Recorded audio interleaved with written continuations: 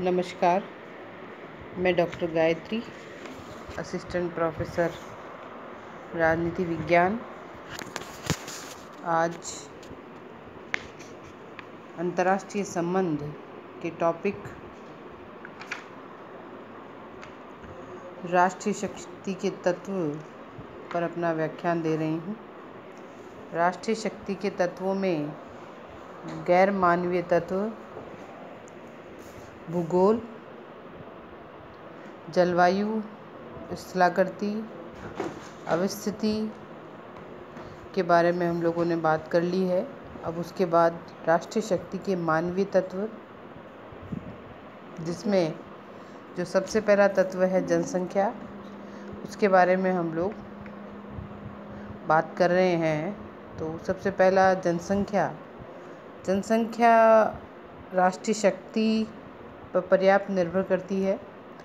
इतिहास बताता है कि रोम साम्राज्य की शक्ति का मुख्य कारण वहाँ की विशाल जनसंख्या ही थी। अरस्तु के अनुसार यूनान के नियमित ह्रास यानी पतन का कारण जनसंख्या का कम होना ही था। इसका अभिप्राय यह है कि यदि अन्य सब तत्व समान हो तो अधिक जनसंख्या निर्णायक तत्व हो सकती है। बड़ी आकृति से यह तय नहीं होगा कि राज्य शक्तिशाली बन जाएगा, पर कोई राज्य अपेक्षाकृत बड़ी जनसंख्या के बिना बड़ी शक्ति नहीं बन सकता। बड़ी जनसंख्या सैनिक और आर्थिक दृष्टि से किसी राष्ट्र की शक्ति का विकास कर सकती है।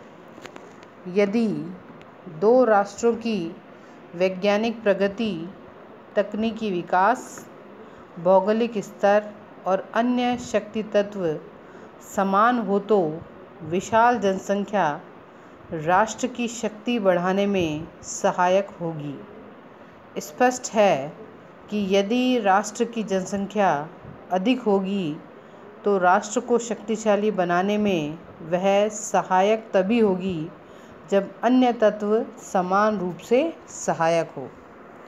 यदि जनसंख्या का ह्रास होना प्रारंभ होगा तो राष्ट्र चिंतित रहेगा, जबकि अन्य राष्ट्र जो प्रतिद्वंदी हैं की जनसंख्या निरंतर बढ़ रही हो।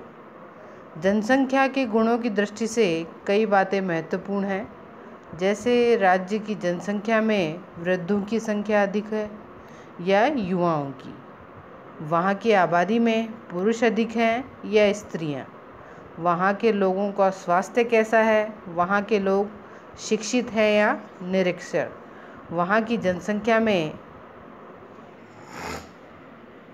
अन्य अल्पसंख्यकों की संख्या कितनी है, लोग निर्धन हैं या संपन्न। अधिक जनसंख्या भी राष्ट्रीय शक्ति के मार्ग में बाधा बनती है यदि राष्ट्र अधिक जनसंख्या के पोषण करने में सक्षम नहीं है, तो ये राष्ट्र की समस्याएं बढ़ाएगी। कभी कभी अधिक जनसंख्या बसाने के लिए अधिक भूमि की भी आवश्यकता पड़ती है तथा आक्रामक नीति अपनानी पड़ती है। उदाहरण हम इसमें ले सकते हैं चीन का, जहाँ की जनसंख्या विश्व में सबसे अधिक है, और यही कारण है कि चीन अपनी साम्राज्यवादी नीति को अपनाते हुए आसपास के जो राष्ट्र हैं उनमें हस्तक्षेप करता रहता है और उनकी भूमि को हथियाने की पूरी कोशिश करता है, और कुछ हद तक वो सफल भी हो जाता है, क्योंकि उसे अपनी जनसंख्या को बसाने के लिए भूमि की आवश्यकता है। दूसरा टॉपिक जो इसमें हमारा है वो है तकनीकी। विज्ञान के व्यवहारिक ज्ञान को तकनीक का नाम दिया गया है। इसके अंतर्गत आविष्कार तथा वे सभी साधन आते हैं जिनसे राष्ट्र की भौतिक समृद्धि में सहायता मिलती है। तकनीकी प्रगति ने 3 क्षेत्रों में अंतर्राष्ट्रीय राजनीति को सबसे अधिक प्रभावित किया है। सबसे पहला सैनिक तकनीक। अंतर्राष्ट्रीय राजनीति की दृष्टि से सैनिक तकनीक में हुई प्रगति ने राष्ट्रीय शक्ति को बहुत प्रभावित किया है। राष्ट्रों तथा सभ्यताओं का भाग्य युद्ध की तकनीकी के कारण अक्सर निर्धारित हुआ है। 20वीं शताब्दी से अभी तक युद्ध की तकनीक ने 4 नए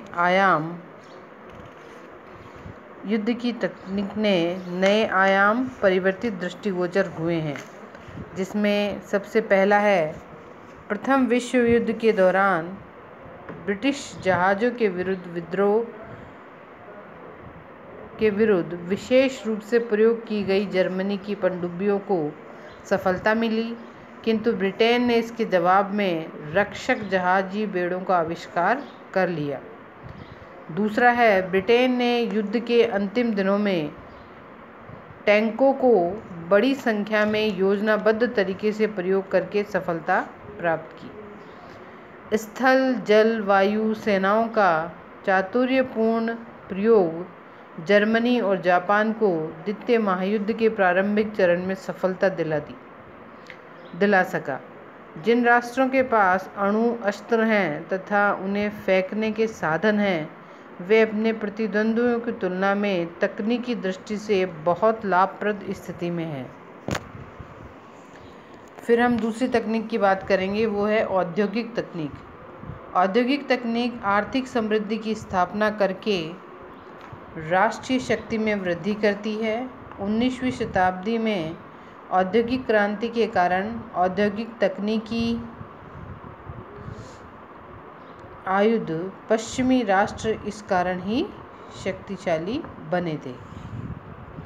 तकनीक आई, पश्चिमी राष्ट्र इसी कारण शक्तिशाली बने थे। उन्होंने अपने उद्योगों को इतना अधिक विकसित किया तकनीकी दृष्टि से कि वे एक औद्योगिक शक्ति बन गए थे। नेक्स्ट है संचार तकनीक। इसका अभिप्राय यह है कि आवागमन और संचार साधनों का किसी राष्ट्र द्वारा किस सीमा तक विकास किया गया है। आवागमन के आधुनिक साधन जैसे रेल, मोटर, वायुयान न केवल किसी राष्ट्र को एकता प्रदान करते हैं, बल्कि राष्ट्र की आर्थिक समृद्धि तथा व्यापार सुविधाएं बढ़ाने में भी बहुत बड़ा योगदान देते हैं। द्वितीय